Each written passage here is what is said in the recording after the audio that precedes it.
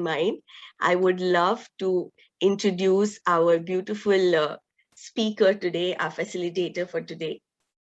As you've already met her, she's Dr. Snigdha Mehta. She's a physiotherapist. She has received extensive physiotherapy training from more than 25 internationally renowned physiotherapy pioneers from various countries like USA, UK, Australia, New Zealand, Europe, South Africa.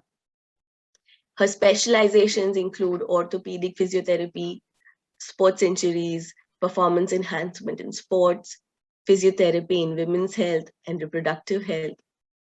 And she has a lot of firsts in her illustrious profile.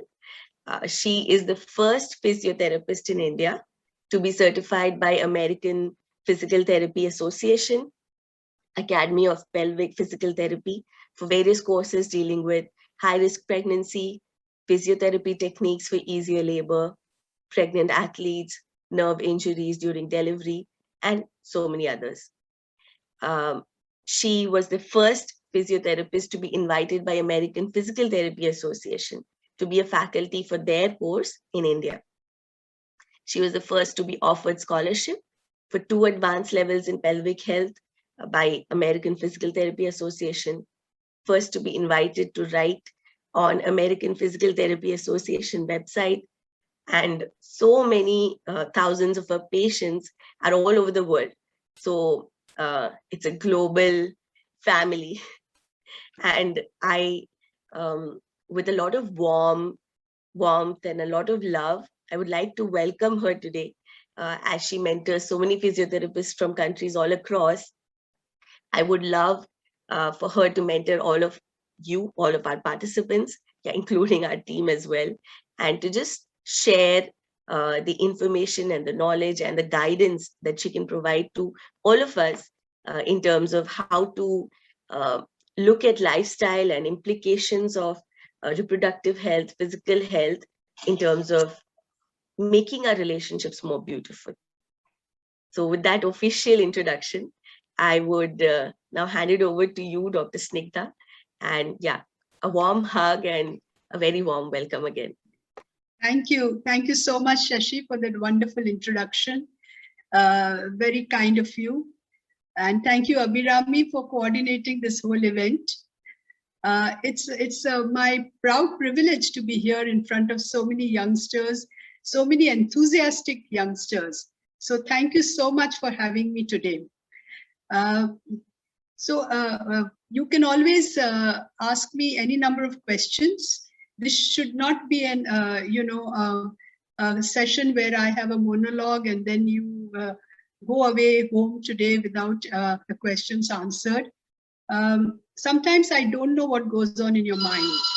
So what happens is that I may not touch the topics that you have been thinking that you want to listen to today. I have touched topics that I think are relevant. And yes, as Shashi said, we all plan for the future, right? We always, we know that we plan.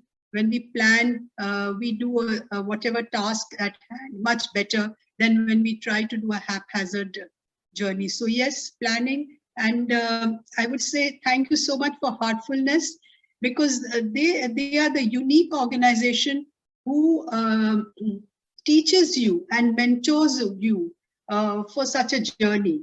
I have not gone through such a journey, such a wonderful journey. I wish I knew of Heartfulness when I got married, but I don't know whether it existed when I got married.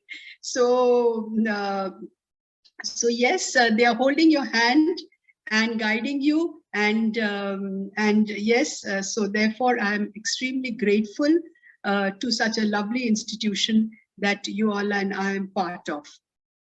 So I'll do some screen share and then I will start talking.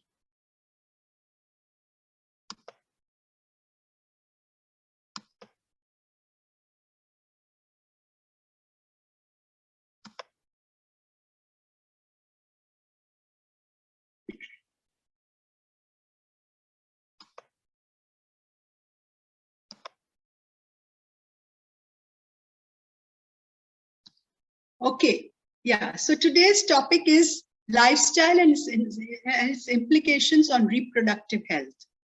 I know that many of you may not even be thinking about this at present, but as I said, if you plan in advance, the journey is always much more beautiful. So let's talk about it. So yes, the Wow to Wow of relationships is such a beautiful title, and that's what we're going to talk about. So whether you're very young or not so young, whether you have a partner at present or not, all of you must begin to look at your lifestyle at present and start protecting your fertility so that natural conception can happen when you're ready to have children.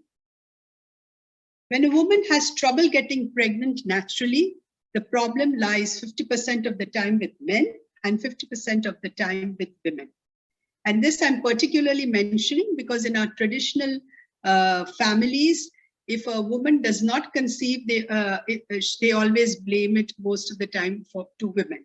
But that's not true. Research shows that it's 50% of the time men and 50% of the time women who are not able to get a baby. So let's have a look at what you should do to improve your chance of having a healthy baby. Smoking.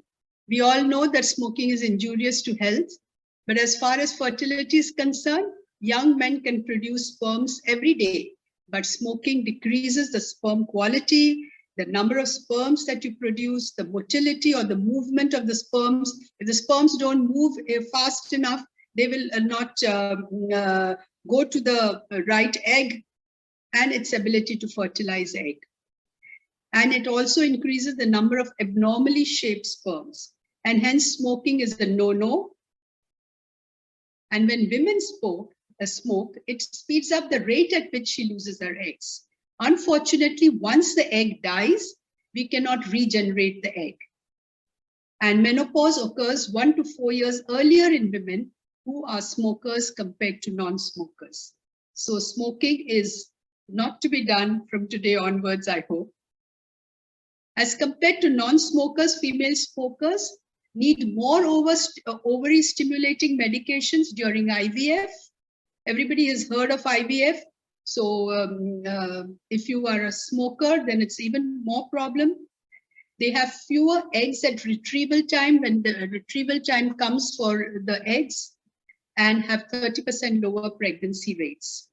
They're more likely to conceive a chromosomally unhealthy pregnancy, such as pregnancy or by Down syndrome, and more likely to have ectopic pregnancies. What is ectopic pregnancy? The fertilized ovum does not go to the uterus, it remains outside the uterus, maybe in the fallopian tube. And preterm labor is also more likely. What is preterm labor?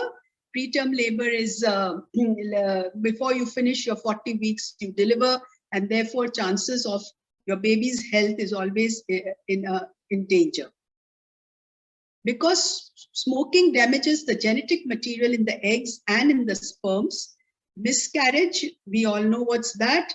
You lose your baby, and offspring birth defect rates are higher amongst people who smoke. Thus, smoking affects not only your health, but your baby's future health. A question commonly asked by women is, I don't smoke, but my partner does. Could this affect my fertility or the health of my baby?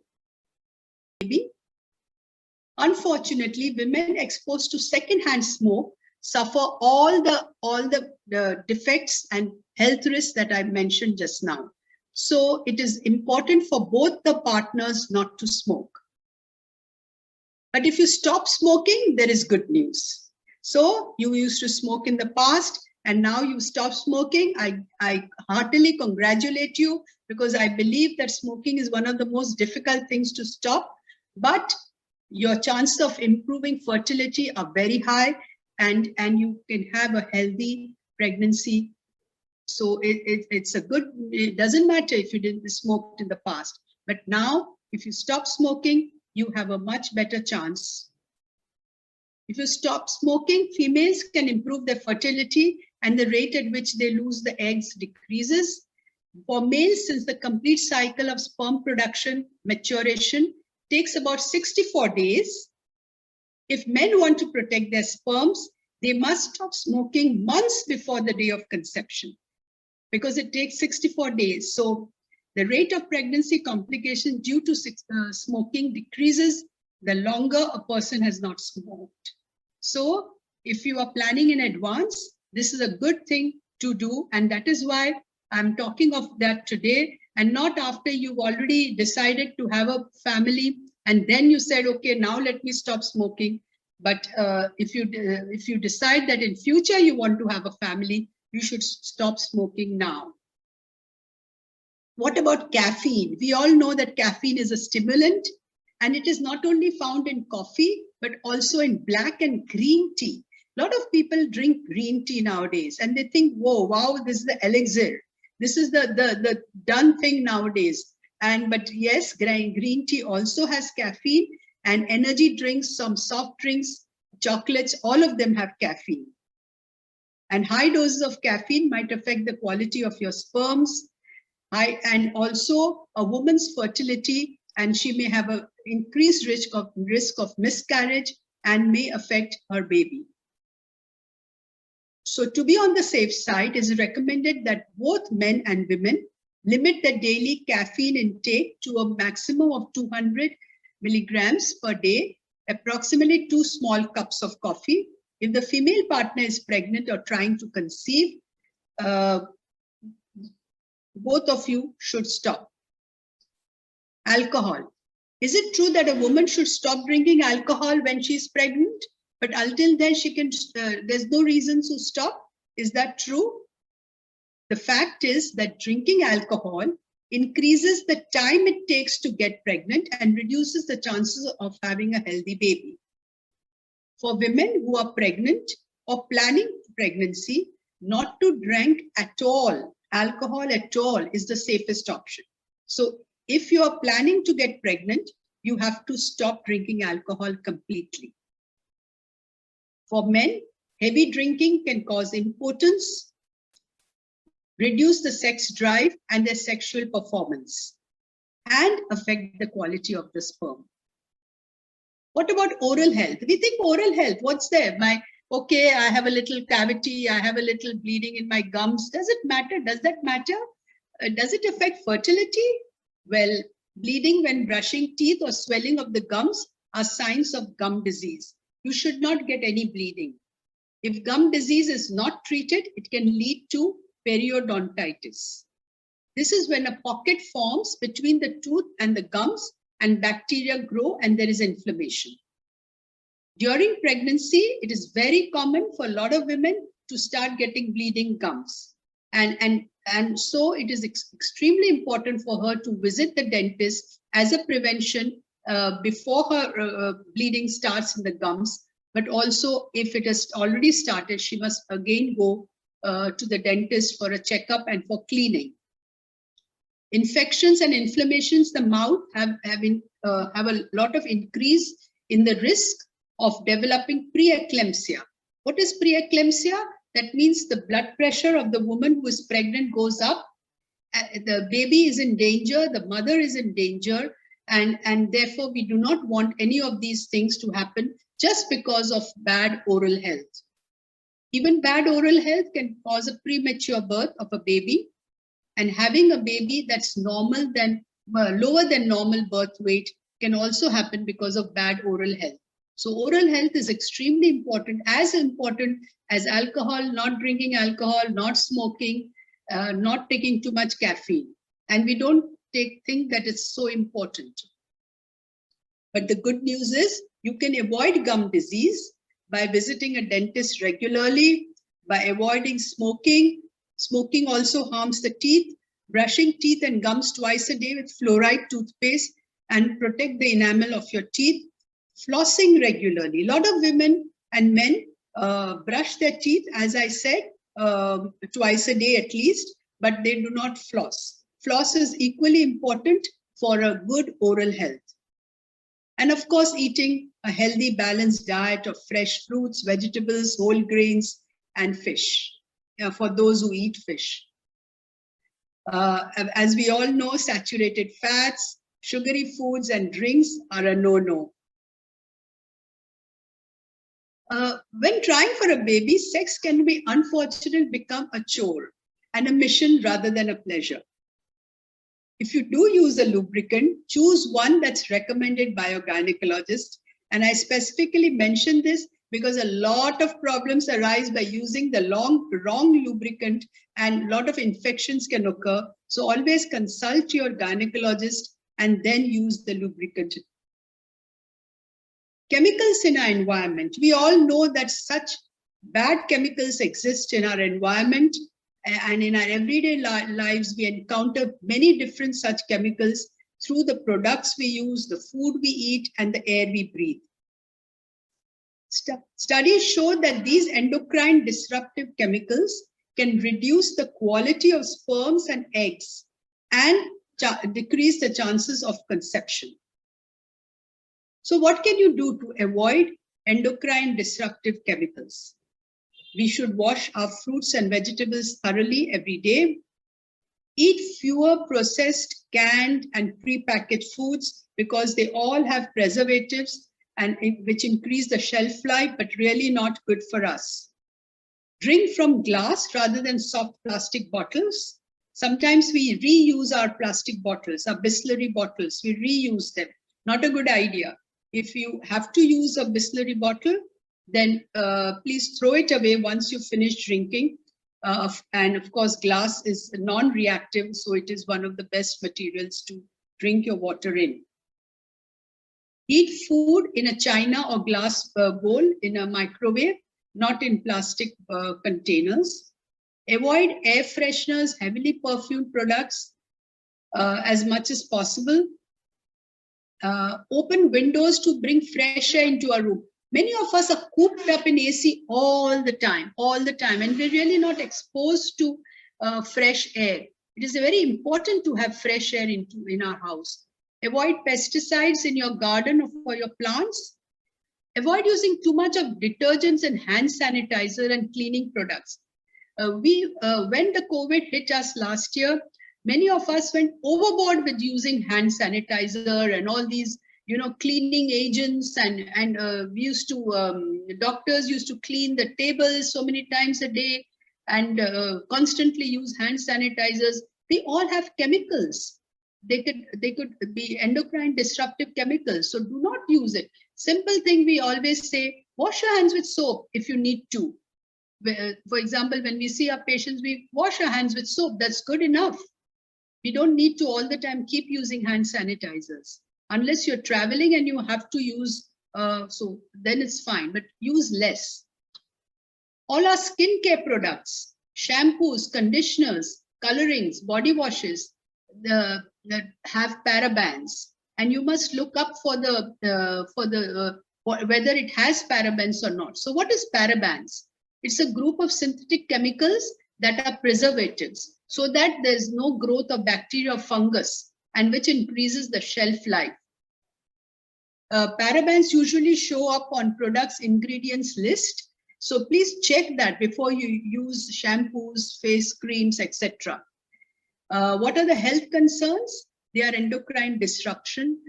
They cause, and they can cause even cancer, developmental and reproductive toxicity. And who are the vulnerable populations? The pregnant women and the young children. So please be careful and check whether they have parabens in their product, or they will write no parabens. In good products, they'll write no parabens. That's a good product for you.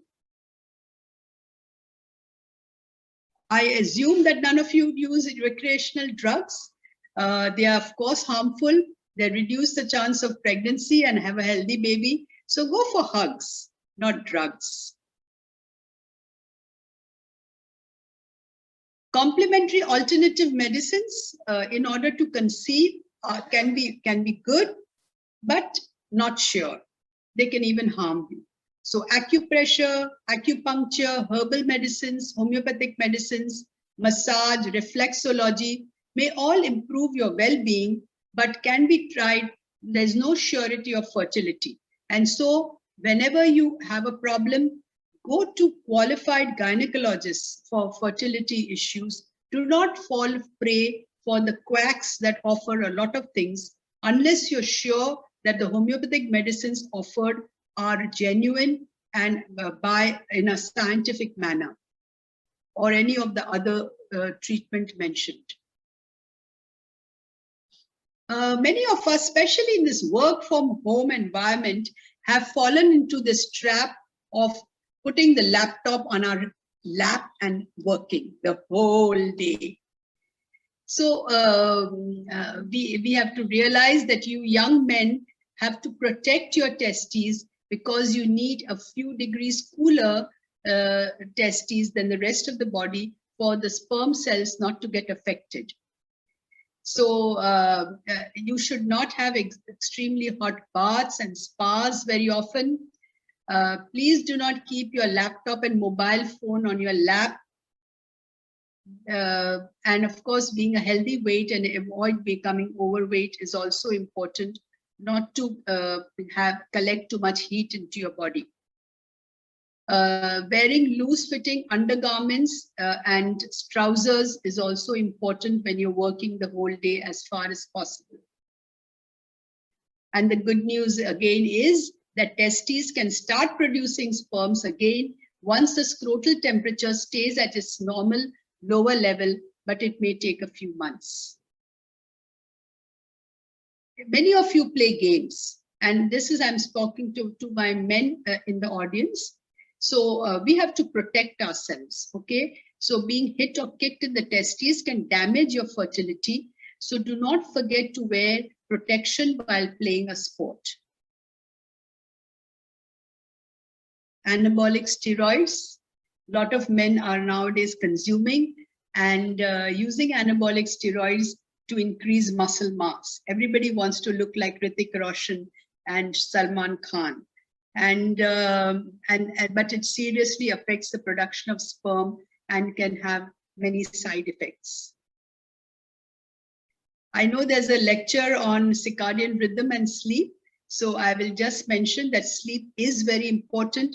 It is very important not to disrupt your circadian rhythm, and because it does affect your fertility in both males and females. So our body is naturally set to go along with the day and night patterns. And if one wants to sync their body with the rhythm of nature, then sleep time ideally should be 10 p.m. and wake up time 6 a.m. Aligned with the sun's setting and rising. But we sleep the soundest between 2 a.m. and 4 a.m. And I know that a lot of youngsters are working at that time. That's not the time to work. I know that some people it's compulsory. You're doing night shifts. I feel really sorry for those who have to compulsorily work at night, or you are working across the world. So try as much as possible to get your sleep at least latest by 12 at night. And then you can get up a little early to have those long distance calls. Does a man's weight affect a couple's ability to have a baby? Men who are overweight, obese, or even underweight, a lot of young men are underweight, and it can affect their sperm quality and are not as fertile as men who are a healthy weight. Being overweight or obese can make men less interested in sex and more likely to have problems getting and keeping the erection. Does a woman's weight affect a couple's chances of having a baby? Yes. So if a woman is obese, she's more likely to have a miscarriage.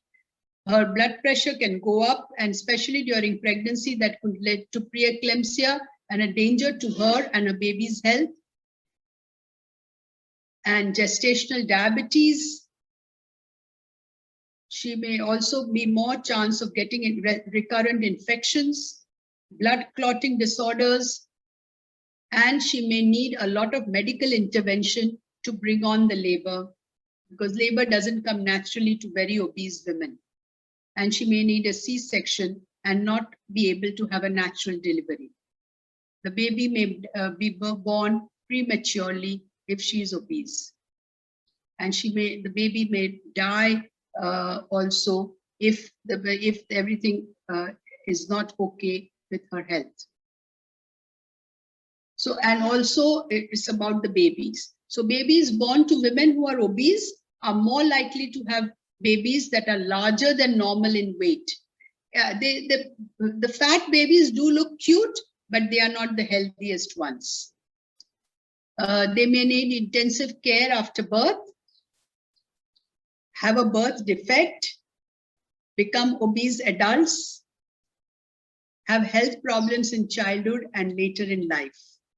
We don't want our children to have health problems later in life. So how can one tell if one has a healthy weight? By measuring your body mass index, BMI, which is equal to your weight in kilograms upon meter square of your height. And how do you calculate your height? Because most of us know our height in inches and feet. So 1 foot is equal to 1/3 meter. So if you're 6 feet in height, you will be 1.8 meters in length. A BMI of 18.5 and 24.9 is considered a healthy weight. But below 18.5 is underweight, and a BMI of more than 29.9 is considered overweight. And of course, above 30 is considered obese. Another simple way of finding out your weight is to measure the waist circumference. When I say waist, measure at the belly button level. If you see this picture, measured at the belly button level, generally the larger your waist circumference, the higher your risk of infertility and chronic diseases like diabetes, heart disease, and some cancers. But good news is that if you start making small changes one at a time by eating healthy food and doing regular exercises, you can work towards a healthier weight and improve your chances of pregnancy and having a healthy baby. For a healthy diet, include these food groups every day. Vegetables and legumes, you see in the picture, have plenty of them. Of course, if you're vegetarian, you will not be able to eat some of the foods, but you can definitely eat vegetables, legumes, fruits, whole grains, cereals. And if you're non-vegetarian, then lean meat, poultry, fish, eggs, tofu, nuts, and seeds can be had by everybody.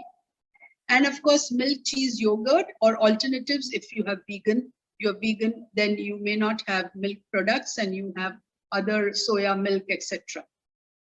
And soft drinks and fruit juices, of course, have a lot of calories. We don't realize. We take a drink, our stomach gets empty within an hour. For example, if I make a glass of orange juice, I can make a glass of orange juice from 4 oranges.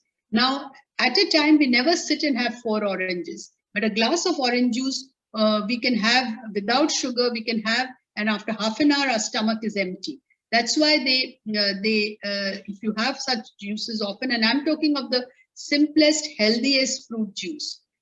So rather than have fruit juices, have fruits, because it will also include fiber in your diet. Vitamins and minerals are essential for the body, and we can have naturally occurring ones in our food, but also have supplements. You can ask your family doctor for to prescribe supplements of vitamins and minerals in your diet. Those who have a healthy diet in the year before they become pregnant increase their chances of having a healthy pregnancy. Exercise, my favorite subject. Exercise and physical activity can boost your fertility, and I hope all of you do exercise. So pregnancy rates can be twice as high in women who maintain a regular moderate exercise compared to those who do not exercise at all while trying to conceive. The benefits are most helpful in patients with obesity, polycystic ovarian syndrome, and insulin resistance. So what kind of exercise are good? Any moderate form of exercise that you will raise your heart rate slightly, make you breathe faster, done about 5 hours per week, allows you to be able to talk while exercising. And what is this talk test? While you're exercising, suppose you're walking briskly, the simplest exercise that I can give an example of. Your speed should be such that your breathing is a little faster, but you should be able to talk to somebody while walking. You cannot sing. If you are able to sing while walking, that means you haven't pushed your heart rate up at all. But if you are not even able to talk while you're briskly walking, that means it becomes an anaerobic exercise, not an aerobic exercise. What we need is an aerobic exercise, so that so you should be able to talk while exercising. Your heart rate should be higher, but you should not be able to sing. And so that's the right amount of exercise to do. Suggestions for exercises: walking, dancing. All those who love dancing, I love dancing. Dance is a great exercise. Cycling, yoga, Pilates, swimming. All these are great exercises. And what ideally it would be good if you do different ones on different days, because they give you different kinds of challenges. And we have more than 600 muscles in our body. So if you give you do different exercises, your challenge to the body is much better rather than do the same exercise every day. What about exercise during the IVF cycle? A lot of people ask me about this. So many women are told not to exercise at all during the cycle because of the rare but the risk of ovarian torsion during the IVF cycle. So what happens? The ovary gets twisted because of vigorous exercise, and therefore a lot of women are told not to exercise, and it becomes a little difficult for them because exercise promotes health and fertility, and now you're told not to exercise at all. So which exercise is safe and which is not during the IVF cycle? What is not safe is high impact exercise with quick changes in body position. That is not something that you should be doing during the IVF cycle, and safer would be to walk and to do walking, light jogging, but no quick twisting. This is a safer exercise which you can do during the IVF cycle.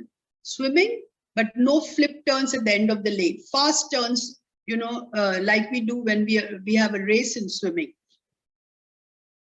Yoga, but no inversions. Going the other way, inversions.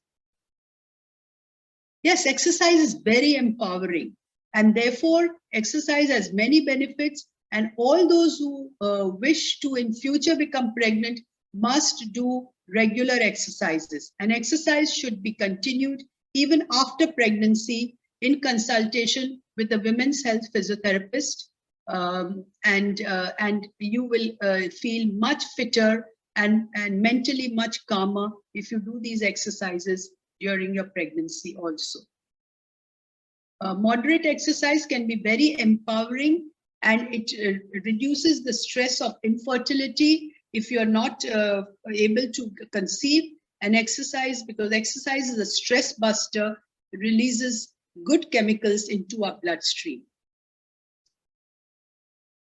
Yes, exercise is very good, but we all know that movement does the body very good things, but too much of a good thing can be a hindrance. And this is, I want to tell this because nowadays we get extremes. There are people who don't exercise at all, and there are people who go overboard with exercise.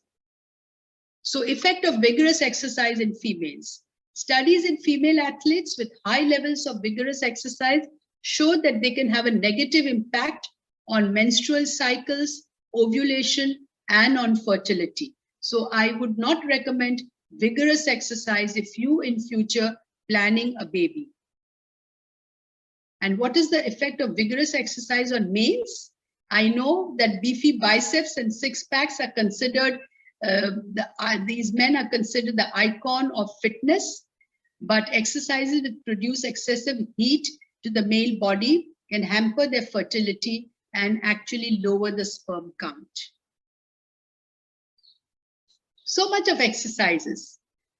And then when I think of exercise, I think of my grandparents. And when I think of fertility, I think of my grandparents. Why do I think of my grandparents?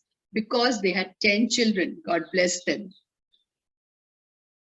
They never did any exercises. There were no Zumba classes, no gyms, no yoga. They ate ghee and sweets as much as they felt like. And yet they were extremely fit, slim, healthy, and energetic till the very end. So I've been talking about not eating too much ghee and sweets and high calorie food. I've been talking about exercising.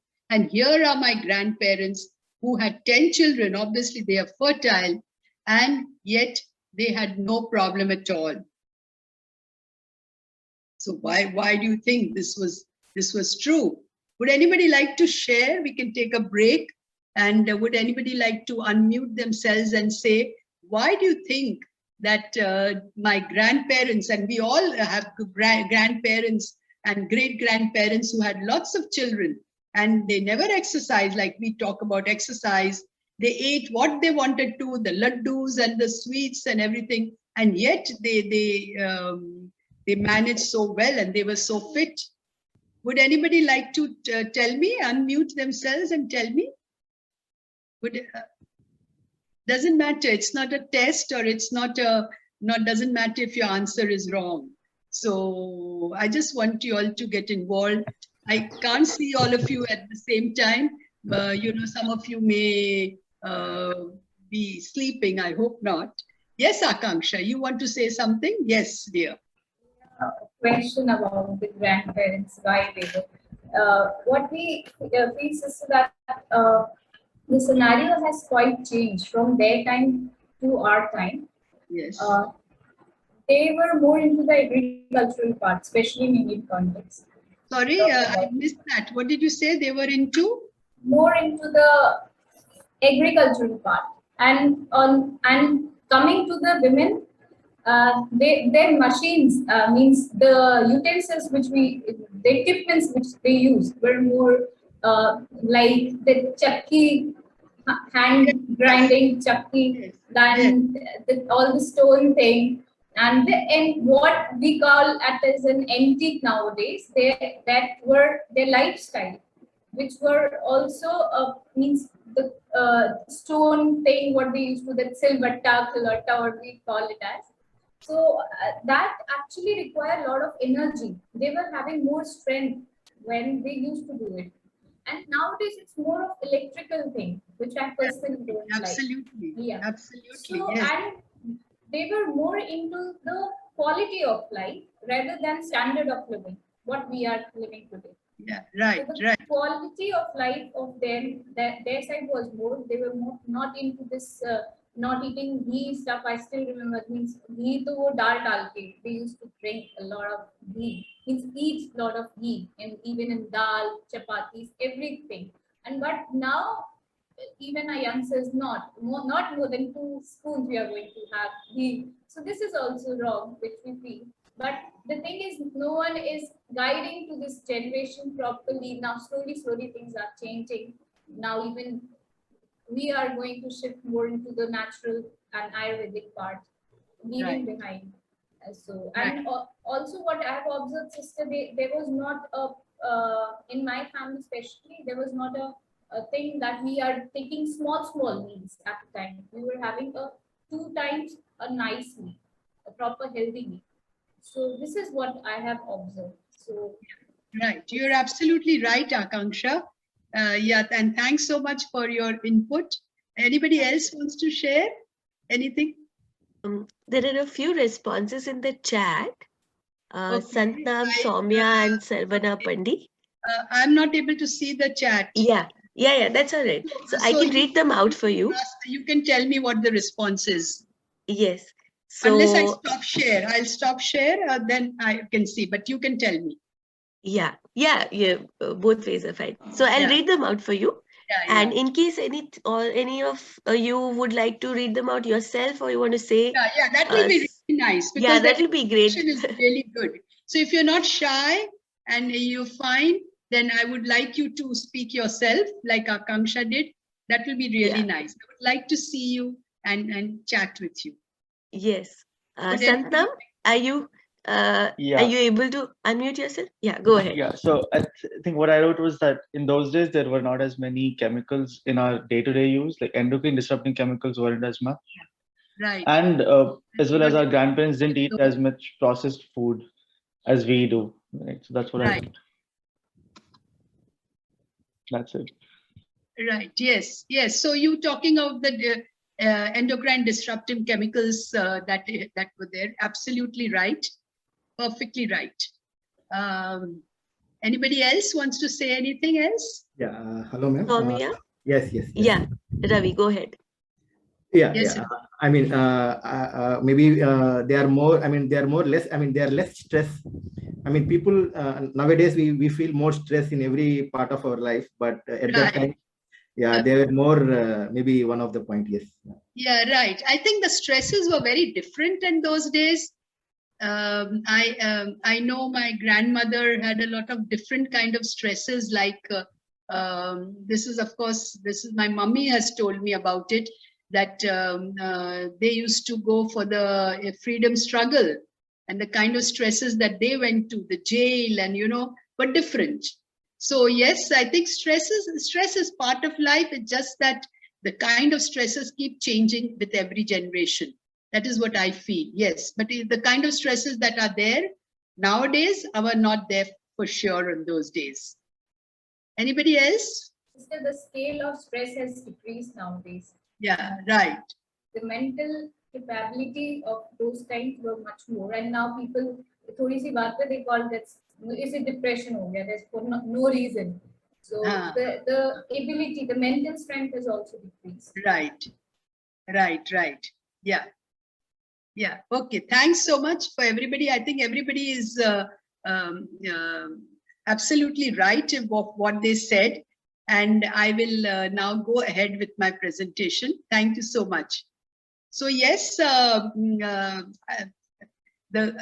thing was that these people never exercised, and they ate whatever food they wanted, but yet they had no problem with the natural process of getting married, conceiving, having children. That was not a problem at all. And one of the reasons, as you all said, all the reasons are all right, but one of the reasons was that the secret, they were high on meat. Yeah.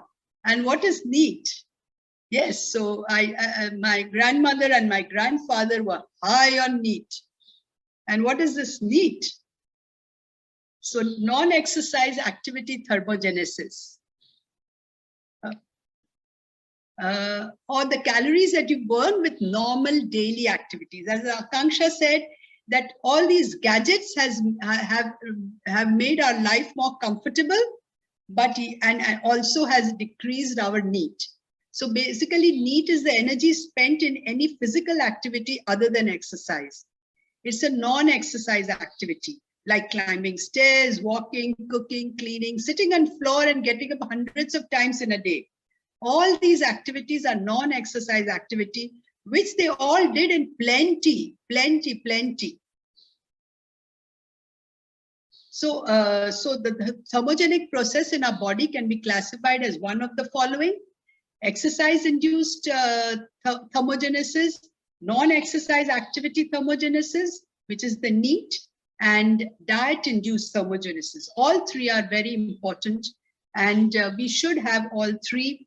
But in those days, there was no exercise-associated thermogenesis, but non-exercise activity thermogenesis was very high. And in our case, the NEAT is going down quite a bit now. So when comparing two individuals of similar body size, lean body mass, age and gender, NEAT can vary as much as 2,000 kilocalories per day. It can vary that much. So if it can vary, so we can, similar people, similar age, similar height, similar body, one can burn 2,000 kilocalories more compared to another. And then we wonder, why am I having borderline hypertension? Why am I having, why is my abdomen becoming larger? Or why am I not feeling energetic? Because our NEAT is low in many of our cases. Unfortunately, we say in our slang language that computer ne to baat laga di hai. So let me give you this example of a typical 28-year-old Mrs. Shah. She exercises regularly 5 days a week for 45 minutes every day. And she achieves the minimum level of exercise that is recommended for good health. The recommendation is 30 minutes per day, 5 days a week. So she does more than that. However, wonders, in spite of regular exercise, she is slightly overweight, has borderline hypertension, and is unable to conceive. She's been married for more than 3 years and she's unable to conceive. So I analyzed Mrs. Shah's activities in one day. So if you notice, she sits. Okay, did you notice that? She exercises in the morning 3/4 of an hour, and throughout the day, her total time for walking and standing could be about 2 hours, because she cooks a little bit, she walks a little bit in her office, and that's it. But otherwise, office is sitting, breakfast is sitting, dinner is sitting, watching TV at home is sitting, working at home on the laptop is sitting, chatting with friends is sitting, and of course you sleep for 8 hours. So this is a very low NEAT, which many of us have fallen prey for because of everything is about sitting, entertainment, traveling, working, everything is about sitting. Right now I am sitting. So sitting is one of the main causes of not having a high NEAT. So in spite of regular exercises, her health parameters are not great and her NEAT is very low. If any of you have any of these health problems, lifestyle related problems, like little overweight, little hypertension, borderline diabetes, look at your NEAT, check on it. So this story is, Mrs. Shah is a story of many of us. Although many more people are exercising now, the lifestyle diseases are escalating, as we know, and because one silent problem is ruining our life, and that is sitting, the sitting disease. And what I've found is that many more people have fallen prey to this sitting in this pandemic. They're working from home. They are watching much more TV and Netflix. Yesterday, I had a lady patient coming in who is a writer for Netflix and Amazon and all, and they've been doing booming business because there are so many more films that are being produced, and she's a writer, so she writes, and she's a crazy. I've written for 10 and 12 hours producing new movies and new translations. And she's also got a health problem now. But this sitting disease has become skyrocketed in this pandemic. And we all have to be aware of it and not fall prey to it. And this sitting problem has increased our pains it could be in the pelvic area, it could be the sole of the foot, the heel, it could be the back of the thigh, it could be the knee pain, it could be a sciatica pain, it could be the pain in the side of the hip, it could be the pain in the neck, the back, the shoulder. All these pains which we physiotherapists see every day are one of the cause is sitting. So inactivity also has led to high blood pressure, diabetes, cardiac problems, deep vein thrombosis, pain in the calves, when your veins get clots inside, high cholesterol, paralysis of one side, stroke, obesity, osteoporosis, the bones get weaker, cancer of some types, dementia, loss of memory, and infertility. Sorry. So sitting is a big problem, and we have to be aware that we should not be sitting. So what is the reason? What actually happens? So as long as muscles are active, an enzyme called lipoprotein lipase is constantly moving from the bloodstream, the fats into the active muscles. Constantly the fat moves out from the blood vessels to the muscles that are active. But just of a few hours of sitting, because there's minimal movement of muscle activation, there's a fat buildup that starts happening, and this LPL production slows down. And then we have a buildup of fat in our blood vessels, causing some of the lifestyle-related diseases that I just talked about.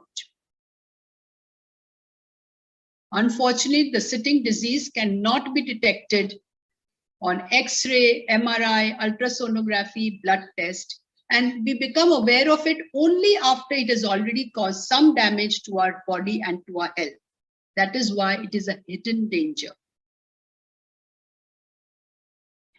Prolonged sitting, new research shows that every hour you sit erases between 8 to 16% of the metabolic benefits of your workouts. So even if you are a regular exerciser, your metabolic benefits are wiped out if you sit a lot. Even if you sit an hour long, even if you do an hour long workout, if you sit for 10 hours a day, and many of us do, then you just erase at least 80% of the metabolic benefits of that workout, and maybe even 100%. So my take-home message for today is combine regular exercise, at least about 5 hours per week workouts at a moderate pace with a high NEAT and a healthy diet. You're taking control of your body and ensuring that your future healthy child has healthy, happy parents. Set small achievable goals. Taking the stairs rather than the lift, using the steps, swapping the juice or soft drinks for water, and be realistic and build up your goals up slowly over time. And that's why I'm extremely thankful for Heartfulness to asking me to speak so much in advance for many of you who haven't even thought of all these things. Everyone is different, and you have to find your own way, which is the best for you and fits into your lifestyle. And above all, and very important, what I want to tell you now is, have a purpose in life which is higher than yourself. Immerse yourself in service. Have gratitude. And let there be prayer on your lips. Lastly, remember that both motherhood and fatherhood begins before conception. And don't forget that it takes two to tango.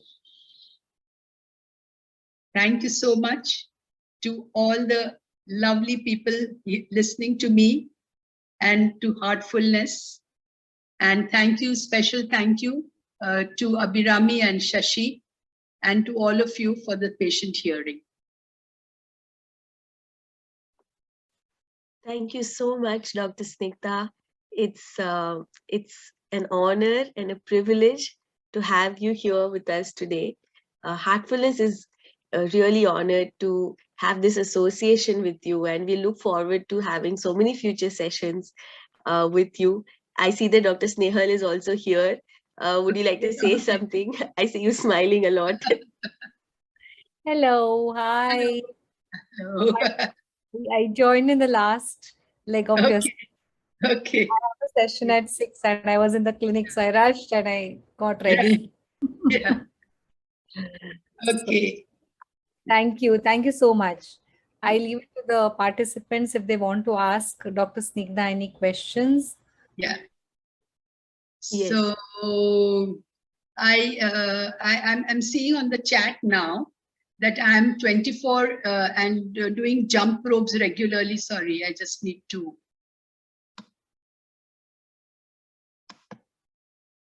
Actually, one of you can ask me, but yeah, and something a girl should do to or avoid. Well, you can go ahead and do no harm.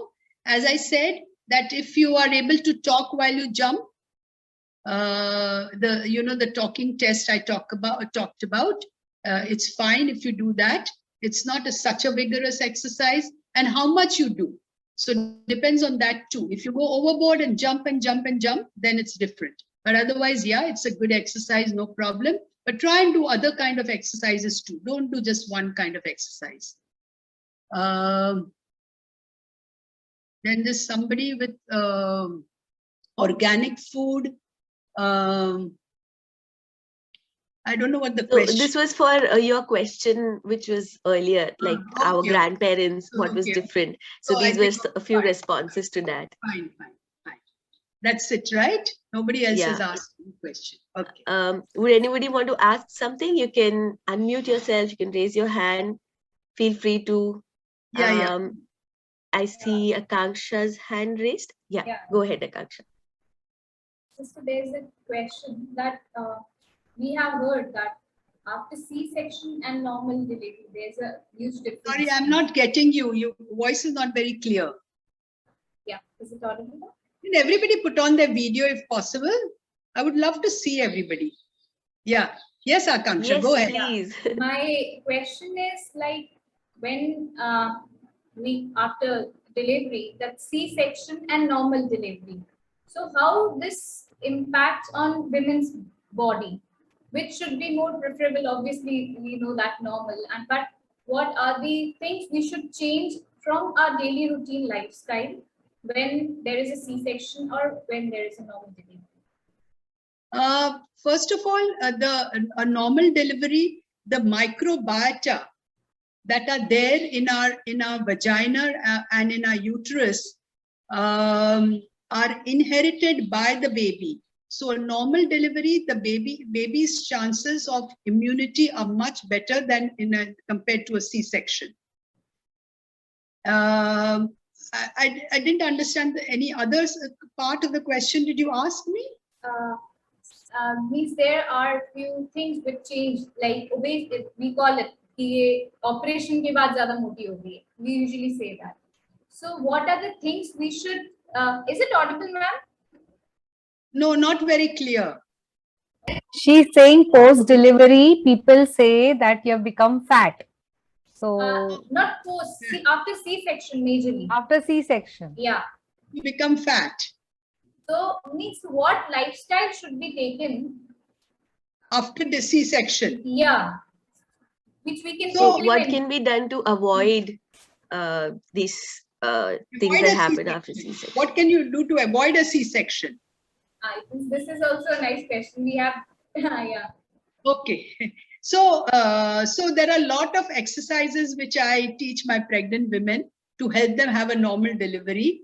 So there are some specific exercises, and remaining fit before conception, remaining fit throughout your pregnancy will increase your chances of having a normal delivery.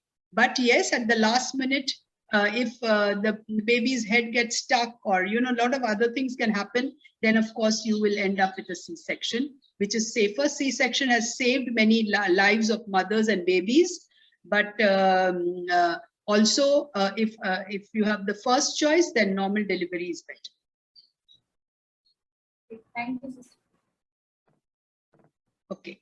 I see Vrushika has typed a question in the chat. What is the maximum age for limit women to conceive? Okay, if she is not used to take any bad habits, that means she doesn't have bad habits. Usually 34. 34, we say after 34, your chances slightly start increasing of having problems with your babies and problems with your own health.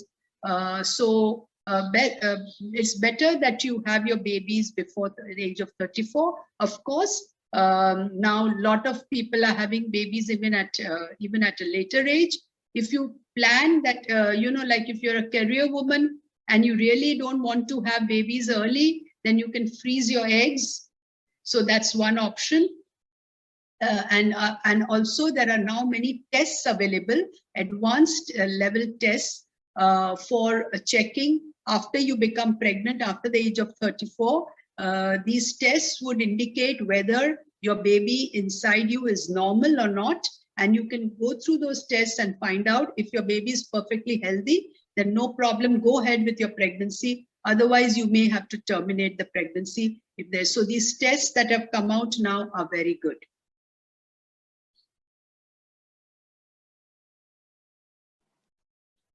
Is that yes? Enough? Any other questions? Don't feel shy. Praveen has a question. Yeah. Sorry, were you saying something, Dr. Snigdha? I think I missed that. No, I said don't feel shy. Yes. Praveen has a question. Please go ahead. Praveen, you're muted. It's about circadian rhythm. I mean, what if one is got in vicious trap of like mismatch of that rhythm, and what happens that there is a tons of work and they work like crazy and there is a lot of pressure, and if someone is like try to sleep early but he is not able to sleep, and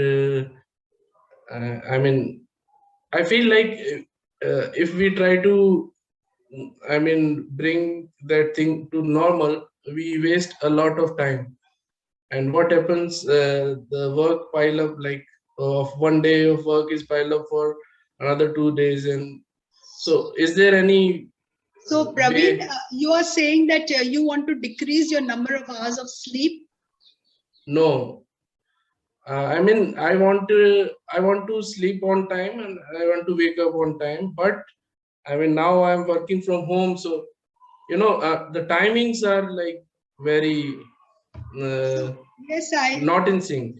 So Praveen, So do you work across countries, across time zones? no, it's not across time zones, but No. Then I think what you it's the and if you so if you sleep early, you get up also early. Actually, getting up at 4 in the morning is considered a Brahma Muhurat in our Indian culture. Okay, so instead of Praveen, have you ever experienced that when you have slept one day early and you slept, say you slept at 11 o'clock, okay, and you get up after 8 hours at 7 o'clock, the feeling that you have and the energy that you have is different from a day when you've slept at 2 o'clock and you got up at 10 o'clock the next day morning. You've slept for 8 hours both the days. But the energy that you feel when you have slept early and got up early versus the energy that you feel when you've slept late and got up late is very different. And I'm sure Snehal will agree with me and Sashi will agree with me that if you are not forced to work at an odd time because of the time zones that and across countries you're working, or you have a job that is a night shift, you can do the same amount of work. In fact, the amount of work you can achieve in the early morning hours is amazing. Your mind is so fresh. And so and I think there's been a whole lecture on this. Has it already been there, Shashi, or is going to be there? Yes, about sleep, right? Done. Yeah. It's already It's been done. done. It's done. Yeah. So then that she must have spoken about the importance of the circadian rhythm and the sleep timings. So Praveen, try small amounts. So if you're already sleeping, say at 1 o'clock every night, try to sleep by 12:30. And you know that how do you induce sleep? By shutting off all the gadgets for at least 1 hour before you plan to sleep. So I don't want to go into details of that because there's already a lecture has been held on that. And you do small 15 minutes changes you can make, or half an hour changes you make slowly, and experience the beauty of the morning and the alertness of the morning that you will feel. And once you will experience that, you will know that you can do more work in the less time rather than less work in more time. Thank you.